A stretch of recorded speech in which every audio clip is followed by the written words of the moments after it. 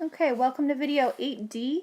In this video, we're going to be talking about how to find the areas of irregular figures.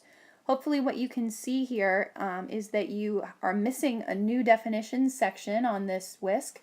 That's on purpose. You've learned all of the formulas up to now that you need in order to do these irregular figures in this section. It's just kind of a culmination of all those different formulas put into one, okay? They're going to be funky shaped figures that we're finding the areas of in this section.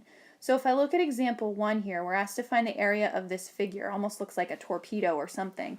But I hope what you can see is that we basically have a rectangle here with a semicircle on the end and then a cut out triangle. So if we think of writing actually a formula just exactly like that, that the area equals the rectangle minus the triangle, but add on the semicircle, then that's going to give us a blueprint for how to put these pieces together. Well, the rectangle has a length of 19, as you can see, and a height of 6, so we're going to plug that in as our base times our height. Our triangle, I hope you can see here, is a 30, 60, 90 triangle down there at the bottom.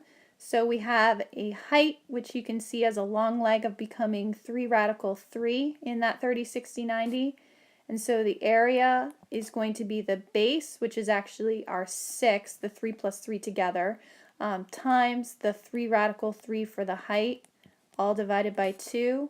And simplifying that out, we're going to get 9 radical 3 for the area of the triangle. The next piece we need is to add on the semicircle. And so we're going to have plus pi times the radius of that semicircle. Since the diameter is 6, just like the height of the rectangle, we're going to have 3 is the radius, all squared. But for a semicircle, we need to cut that circle in half. So if I plug those two things in and simplify, we're going to have 114 minus 9 radical 3. And then adding on the semicircle ends up being 4.5 pi, 9 divided by 2 there. Approximately, we're going to have a total area of 112.5. And again, there weren't any units given to us, so that's going to be units squared. For our next irregular figure, we have a dining room table that has kind of a hardwood border around it. And so what we need to do is to find the area of the wood and see how much a carpenter is going to need as far as its materials. We're given some dimensions. The table itself is 60 by 40 inches. So if I talk about the area just of the wood pieces, we're going to have the top edge plus the bottom edge plus the left edge plus the right edge. And then as you can see in the diagram here, what they've done is they've taken one of those little corners and actually put all 4 of those into a circle. So if the 4 corners equal 1 circle, then the radius of that circle is 3.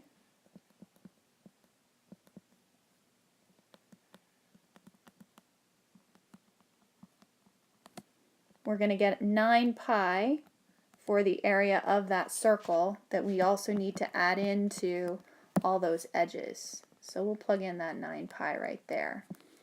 The top edge is going to be 60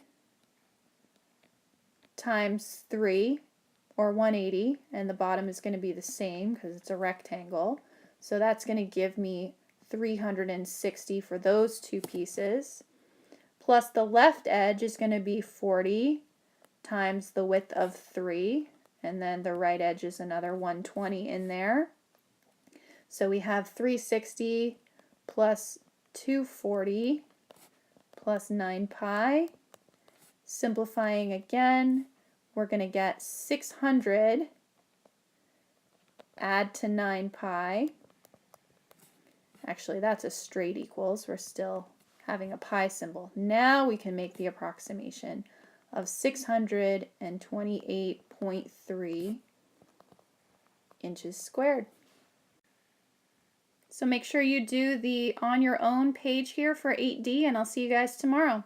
Short and sweet.